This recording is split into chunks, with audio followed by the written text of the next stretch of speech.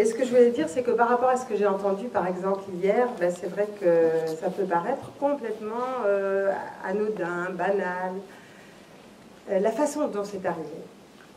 Parce que ce qui s'est passé, donc, c'est que j'étais en première année de faculté à Lille. Et puis, j'étais là. Je ne prenais pas de drogue, je n'ai jamais eu d'accident. Je n'ai pas eu de choc qui m'ait mis dans un état de terreur comme on a vu dans le film hier. Pas d'anesthésie, pas de maladie. Mais j'étais simplement étudiante et puis une après-midi, je me suis allongée sur mon lit en me disant bon, ben, je vais me reposer entre deux cours. Et j'étais un peu fatiguée, simplement, c'est tout. Et je ne me suis pas endormie. Mais ce qui s'est passé, c'est qu'à un moment donné, dans ce laps de temps de repos, tout d'un coup, j'ai senti un espèce de craquement à l'intérieur de moi, mais curieux, mais très rapide. Et en quelques instants, je me suis vue hors de mon corps, c'est-à-dire, je voyais mon corps sur le lit allongé en dessous, dans un état qui paraissait être un état un peu léthargique, alors que je ne m'étais pas endormie. Et ça a duré quelques secondes. J'étais en haut, au plafond de ma chambre, je me regardais en bas, et je me disais, mais en fait, la première, alors je n'ai pas eu peur, par contre, le premier élément qui m'est venu, la première question qui m'est venue, je me suis dit, mais est-ce que c'est ça la mort? Je n'avais pas de notion particulière, je ne faisais pas de méditation non plus à l'époque, j'en ai fait après. J'avais pas lu de livre sur le sujet parce qu'il n'y en avait pas à l'époque non plus, c'était en 71, donc j'étais ignorante en tout cas de ces sujets et de ce qui m'était arrivé. Et le fait que je me demande est-ce que c'est ça la mort, que je me regarde de l'extérieur et que je me dise mais en fait où est la personne qui pense, est-ce que elle n'est pas dans ce corps physique. Et à ce moment-là, en quelques secondes, je suis retournée dans le corps physique, dans mon corps physique. Et ça a été très brutal, très rapide, ce qui fait que je ne peux pas décrire, disons, comment ça s'est passé avec d'autres détails cette première fois, après oui. Et cette première fois, je me suis dit, ça m'avait tellement marqué, que je me suis dit, il faut vraiment que je trouve à quoi ça correspond, est-ce qu'il y a un nom, comment ça s'appelle, qu'est-ce que j'ai vécu, je ne suis pas folle, je n'ai pas pris de drogue, je n'étais pas endormie, ça n'a rien à voir avec le rêve, qu'est-ce qui s'est passé à ce moment-là? Et j'ai cherché, mais il s'est passé deux événements qui n'ont rien à voir avec avec le hasard. C'est-à-dire qu'en même temps que moi, il y avait un étudiant aussi qui était là, dans la même faculté, et qui faisait la même année que moi aussi. Et on s'est rencontrés. Et j'ai appris, donc en parlant avec lui, parce que moi je ne voulais en parler à personne, et lui non plus à l'époque, mais à force d'être ensemble, bon, c'était donc Daniel Meroy, et à l'époque, il m'a raconté que lui aussi avait fait la même expérience. Donc on était deux, ce qui est quand même absolument déjà extraordinaire, parce que déjà on se sent moins seul, mais on était quand même sous le sceau du secret, parce qu'on s'est dit, bon, à qui on va parler d'une chose qu'on ne connaît pas et qu'on est incapable d'expliquer, dont personne ne parle. On a appris après que les écoles ésotériques, les écoles initiatiques en parlaient, mais nous, on n'en faisait pas partie. Donc on était dans vraiment un no man's land, un désert, qui faisait qu'on s'est mis à chercher, et puis à chercher activement. Donc on est allé dans les bibliothèques, on a cherché, on s'est dit, mais il y a bien, si nous on a vécu ça, on est deux à avoir vécu ça, il y a bien quelque chose qui doit être écrit quelque part. On a fini par trouver dans une bibliothèque de la faculté un vieux livre qui décrivait un peu en quelques lignes ce qu'on avait vécu et qui appelait ça le voyage astral. On s'est dit, bon, ok, il y a un mot, au moins c'est rassurant, il y a quand même quelque chose qui existe dans ce domaine. Et le deuxième élément qui s'est passé à ce moment-là, le deuxième événement si on veut, c'est qu'on a essayé de reproduire l'expérience, chacun de notre côté, et j'ai essayé de me remettre dans cet état dans lequel j'étais quand j'ai vécu la première expérience, c'est-à-dire un état de relaxation complète, sans connaître la relaxation.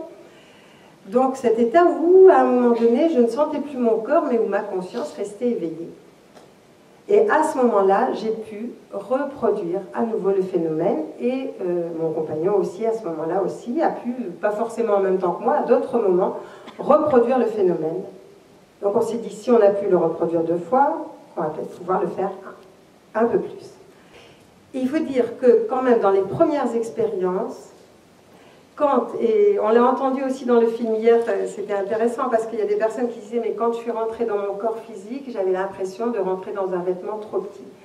Et c'est vrai qu'au début, dans les premières expériences, je me suis dit mais c'est pas possible d'être en prison. J'avais l'impression d'être en prison, j'avais l'impression de rentrer dans un vêtement trop petit, j'avais l'impression de ne plus avoir l'espace et le temps, donc me donner cette liberté extraordinaire quand je sortais de mon corps physique. Donc c'est vrai que c'était désagréable. Et je me suis dit, mais il faut vraiment avoir un amour pour la terre pour pouvoir rester là, en même temps, et de bonnes racines pour pouvoir faire ce type d'expérience. Parce que sinon, ça doit être complètement déstructurant. Et je me suis dit, il faut que je fasse attention, parce qu'à un moment donné, ça me paraissait une soupape de sortie. Je me disais, mais après tout, s'il y a trop de problèmes, s'il y a trop d'ennuis, je sors. Et c'est là que effectivement est intervenu l'autre type d'expérience, donc après ce nombre d'années, où un jour, avec une qualité de pensée particulièrement joyeuse, ou belle, ou d'amour surtout, on est passé dans le tunnel, sans doute, dont parlent beaucoup de personnes qui ont vécu des NDE, et on s'est retrouvés tous les deux sur un plan qu'on pourrait appeler un plan de lumière, parce qu'il n'y avait rien autour de particulier, et où un être lumineux nous attendait. Et je peux vous dire qu'à ce moment-là, au moment où il y a eu cette rencontre, on a eu cette sensation, et alors on ne peut pas décortiquer pourquoi la sensation et comment cette sensation. On avait la sensation que tout était juste, que tout avait été prévu, que le hasard n'existait absolument pas. On l'avait déjà avant, mais bon, on n'avait pas la conscience complète. Et de cet être-là émanait un amour tellement extraordinaire que toutes les questions qu'on aurait pu avoir, et Dieu sait si on en avait, avaient complètement disparu. On ne pensait plus à des questions, on pensait simplement à être. Et au moment de cette expérience, je me suis rendu compte que tous mes points de repère disparaissaient, mais pas les points de repère essentiels, mais les points de repère secondaires. C'est-à-dire que ce que j'entendais en moi, c'était pas qu'est-ce que tu as eu comme diplôme, bon j'en avais pas beaucoup à l'époque, c'était pas très grave, mais ni qu'est-ce que tu as fait, mais c'était vraiment qu'est-ce que tu es, qu'est-ce que tu as été. Et à ce moment-là, je me rendais compte que tout ce qui me paraissait du social, du titre, du rôle qu'on jouait aussi, le rôle de la fille d'un tel, de la femme d'un tel ou de l'ami d'un tel, n'avait aucune importance. Que tous ces critères qui étaient habituellement les critères de nos sociétés, pour lesquels on se bat, pour lesquels on va avoir on met beaucoup d'énergie, n'avaient à ce moment-là plus l'importance qu'on pouvait leur donner. Et je me disais, mais c'était tellement dérisoire qu'à un moment donné, je me suis dit, mais pourquoi on a une terre qui est en train de se mettre à feu et à sang pour des histoires qui, en fait, n'ont aucune valeur, mais si les gens savaient. Et à ce moment-là, l'être qu'on a rencontré sur ces plans-là nous a dit, mais bon, cette rencontre a été prévue donc depuis longtemps. Et je vous ai donné un petit coup de pouce pour effectivement permettre les premières sorties hors du corps, parce que c'est une technique que vous connaissez aussi depuis longtemps. Est-ce que vous voulez bien décrire ce que vous rencontrez sur ces plans-là? Merci beaucoup de cet exposé. Et j'aurais voulu savoir, lorsque le corps physique est incinéré, que devient le corps astral et les autres corps subtils? Alors, quand le corps physique est incinéré, normalement, nous, ce qu'on conseille, c'est de garder la tradition dans laquelle on est né, mais il y a de plus en plus d'incinération. C'est vrai que les incinérations en Occident ne se font pas, n'ont pas le même rituel qu'en Orient. En Orient, on prend beaucoup plus de temps, il y a beaucoup plus de chants, il y a beaucoup plus d'accompagnement. Normalement, on respecte toujours les 3 jours. On essaie de respecter les 3 jours, et c'est ça qui est important. Mais après, qu'on se fasse incinérer ou qu'on se fasse enterrer, le résultat sera le même. C'est juste le psychisme de la personne qui est morte qui peut, si elle ne l'a pas désiré, trouver que c'est un peu difficile.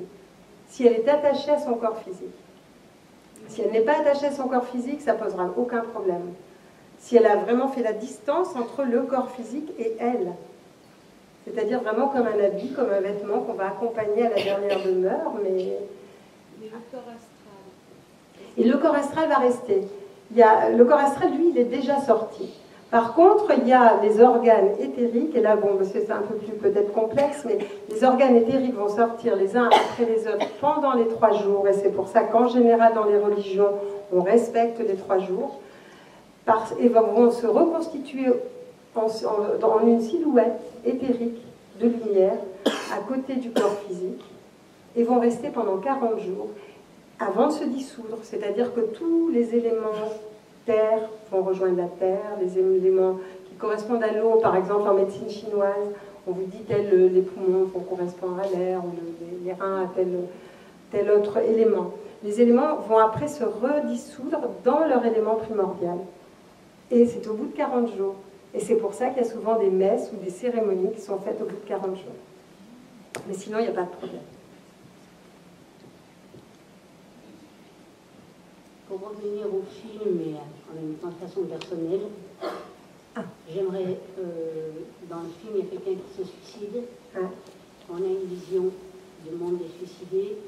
J'aimerais savoir si c'est pas d'abord conforme à l'idée des États-Unis, très bien pensante, et puisque vous dites que vous avez visité un monde subtil, je voudrais que vous puissiez en parler. Alors je vais en parler un petit peu parce que j'ai écrit un livre qui s'appelle Rupture de contrat, et qui est les témoignages justement de personnes qui se sont suicidées, qui racontent. Et j'ai trouvé ça très émouvant, pas parce que je l'ai écrit, parce que je l'ai entendu, parce que je l'ai vécu, et que j'ai trouvé que leurs témoignages étaient très forts et très beaux. Alors, bon, tout dépend, il y a différents, par exemple, dans ce livre, il y a différentes personnes qui se sont suicidées, différents âges, différentes raisons.